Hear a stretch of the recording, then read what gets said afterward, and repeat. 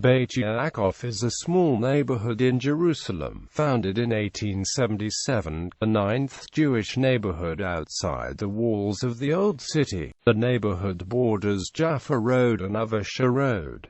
The Mahane Yehuda market is located there today.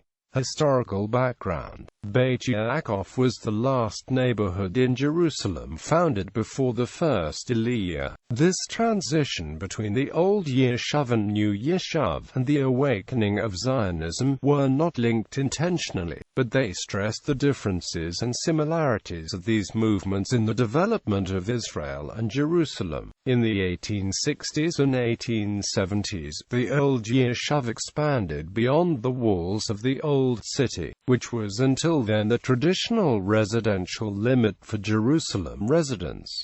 Other new neighborhoods were founded and Jerusalem grew. This building and expansion spawned new public and cultural institutions, intense activities which were driven by economic necessity, crowding and poverty in the traditional community. The development of these neighborhoods in the end of the 19th century was more like evolution, not like a new urban creation. A fine example may be found in the works of Joseph Rivlin. The 1870s saw the meeting between the old Yeshuv and the new immigrants of the first Aliyah. The lines of similarity between the two movements to settle Israel stand in the shadow of a conceptual distinction. The radical nationalist foundations of the new movement spawned a chasm between it and the old, Orthodox religious Yeshuv. Founding of the neighborhood: Beit Ya'akov was founded by a group of settlers under the leadership of Rabbi Moshe Gra, one of the appointees of the Horodnik Kollel of the Ashkenazi community, and a member of the Council of Mea Shearim. The neighborhood was called Beit Ya'akov because 70 houses that the founders planned for it,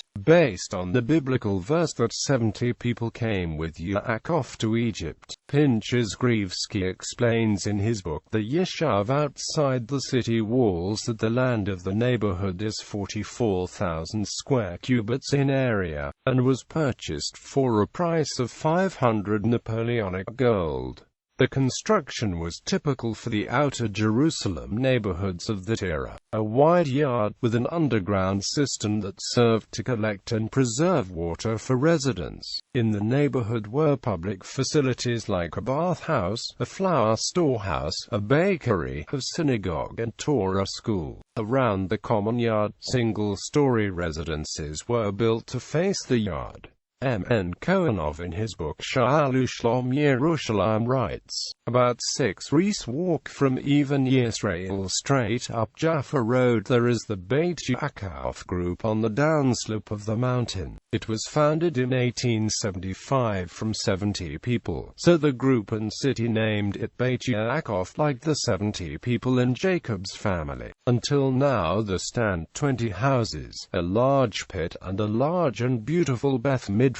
This group, though its leaders are honored and active, most of them are poor and miserable and cannot pay the costs for each one. Grievsky in his book adds, this neighborhood, when it was founded in 1876-7, was too far from the city. The surrounding was a desolate desert with jagged rocks.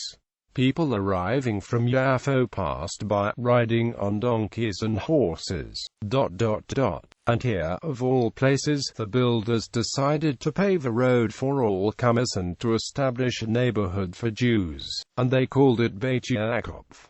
Establishment of the neighborhood suffered great difficulties. The 70 families took upon themselves to build houses, and about 2 years after the group came together, the first foundations were laid. But in the year of foundations only 15 houses were built, and the other members of the group acquired bare fields. Until 1881 the neighborhood had only 20 houses. In the first years, because of the isolation of the neighborhood, the few men had to rotate night guard duty to prevent raids by Arabs who lived in the surrounding area. Gallery.